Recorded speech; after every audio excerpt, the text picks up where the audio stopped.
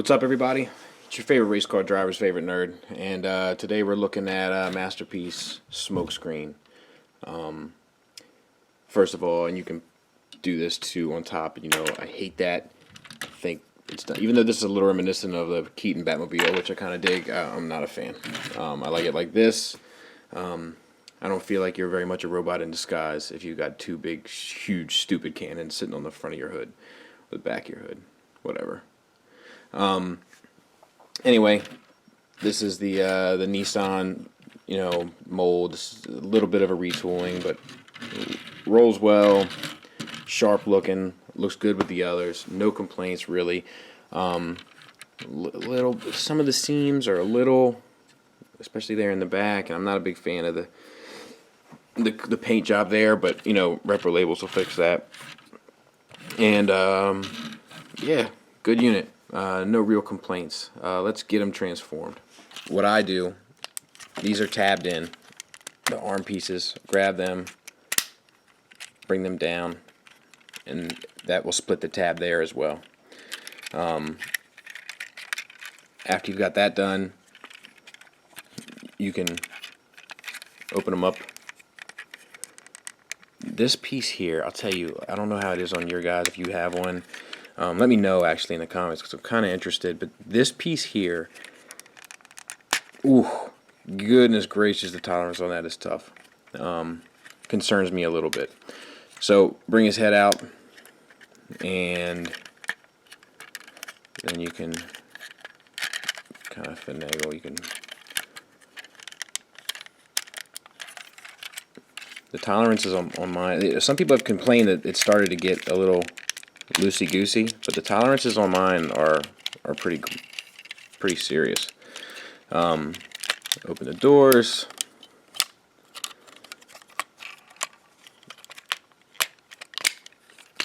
Whoop.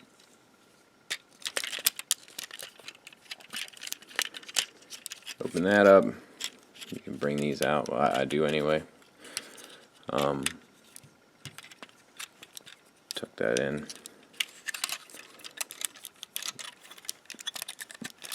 Bring the shoulder bits back up. They hinge here, or actually they're on a swivel there. And I'm sorry, I always forget this part. So, and this is actually one of the trickier parts. Let me see if I can. If you have Prowl or Blue Streak, then you already know the deal. But these swing down and plug into there, and sometimes it can be a nightmare. So. It's like the rear, the side mirrors. So they hinge there, and then they hinge here, and then they plug in there. Even that's not perfect, but it should do.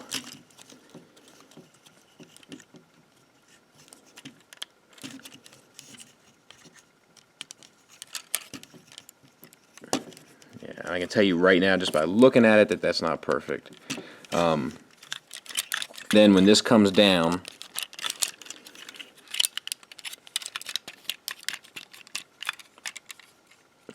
that little peg rather is going to go up in there. It's kind of got to be angled just right because how tight that. I mean, gee, many Christmas. I don't know if you guys are like this or not.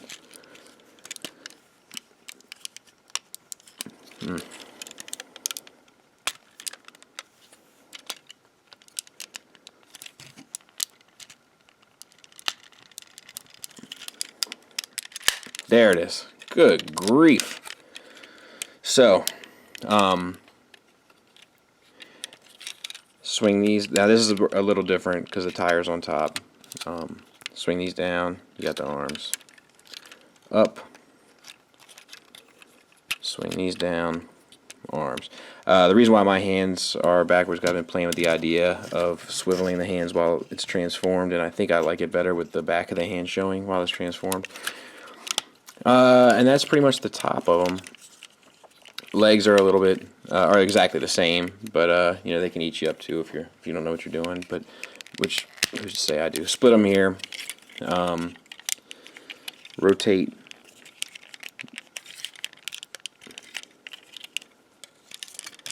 this piece out, which kind of loosens up the locks. And then you can, there's this whole kind of assembly here. It's basically two pieces.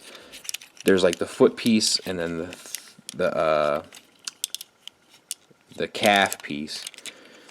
And the biggest peg is right there. And then it hinges down. Kick those out like that. That closes up there. I hope that all came through. Wasn't paying attention to what I was doing on the camera. It's hard to do all this stuff. All right. So I'll try to do it better here. Let me see if I can get back up a little bit. So we've got it unlocked. There's a big peg here.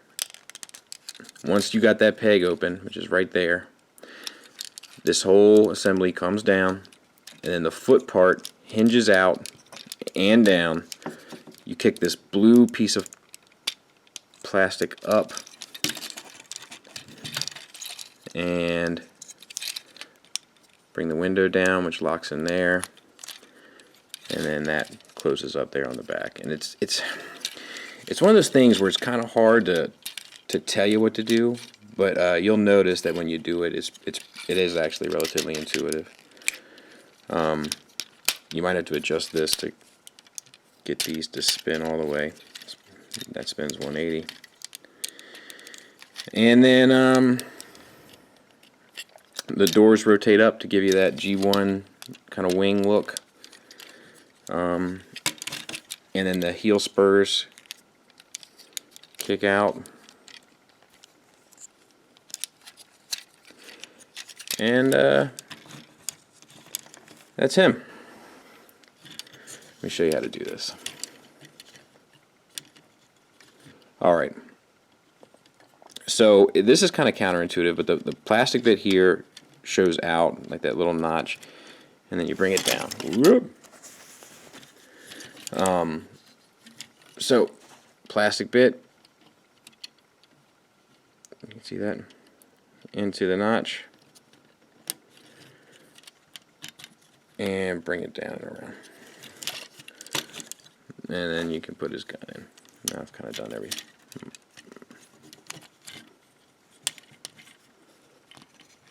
Alright, let me get him cleaned up and stuff, and we'll take another look at him in robot mode. Just as an FYI, the kibble cleans up really nicely on the back. I've seen people do different stuff with this, but you know, I keep it down, and you know, you can barely see it from the front, and on the back it does look pretty smooth, so well done. Okay, so there you have him. And you know, he lives up to his name. He's a masterpiece, just like the rest of them. You know, I give Hasbro a fair amount of flack for what they do, especially in the Transformers department. Now, this is a Takara. I know the difference. You don't have to educate me, nerds. But I give them a fair amount of flack for what they do, especially in the Transformer department. I don't know why they don't seem to be as keen on their product as they are in the Hasbro Star Wars department. But the Takara Masterpiece line is gorgeous, and I mean, it's the stuff that impresses people in your collection. Now, it won't work on chicks, so don't try that. That goes wrong. What's up, ladies? Can I show you my collection?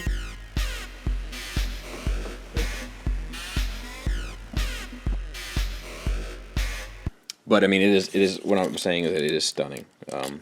And if somebody knows what time it is, knows what's going on in collections, and you know, good looking figures, they'll appreciate what you got, and you'll appreciate it, which is most important.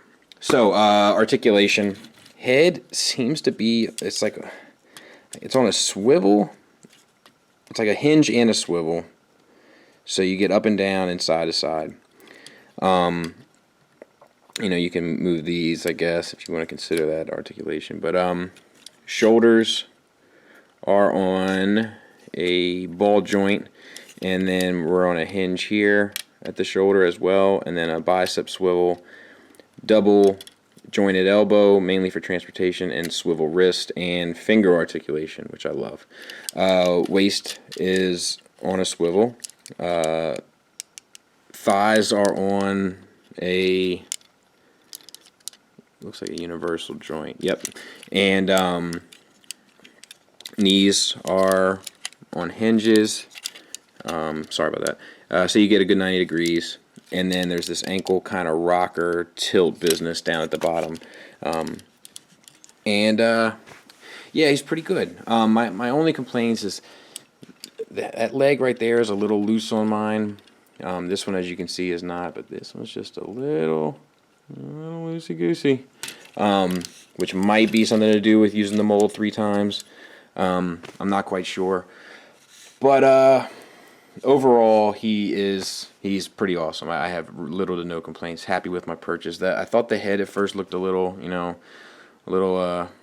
special, if you know what I'm saying, but it's not. It's G1 accurate, and I can appreciate that. So it's just little things, attention to detail, all the decals, the paint, the whole bit. I love it. Let's do some size comparisons, then we'll get out of here.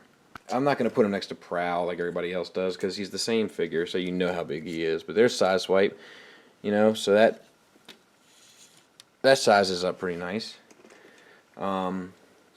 There is iGear's Ratchet, or medical specialist, or whatever they decided to come up with.